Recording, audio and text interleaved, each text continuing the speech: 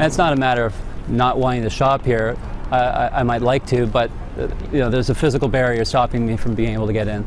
It was 20 years ago that citizens with disabilities began demanding change and accessibility for all here in the province of Ontario. It led to legislation that now means by 2025 the entire province has to be fully accessible. So we hit the streets today to see just how far we've come and how far we have to go. Yep, I don't think I'd be shopping here either.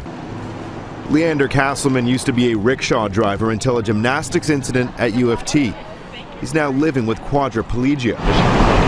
Stroll past some of Yorkville's older buildings today show just how difficult it is getting around one of Toronto's trendiest, well-to-do neighborhoods for someone with a disability.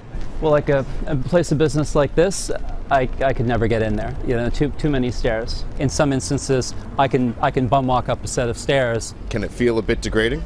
Absolutely, yeah, absolutely. Castleman says it's just not feasible for some stores or restaurants to make buildings accessible and fears he may never see the day. I know that I will have to wait until buildings like this have reached the end of their lifespan, they're torn down. I will not see 100% accessibility, complete 100% accessibility in my lifetime.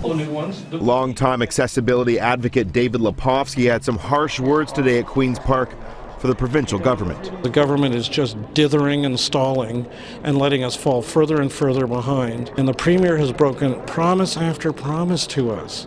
It's time for her to tell her cabinet that it's time to get back to where they were 10 years ago when they were taking this issue far more seriously. As we finished our walk today, we found a sign of hope, a vision of what an inclusive society could look like. This is impressive because this lift probably costs a fair amount of money to install, but it's great to see that some property owners and some retailers are willing to go to this amount of trouble and expense in order to accommodate people with disabilities.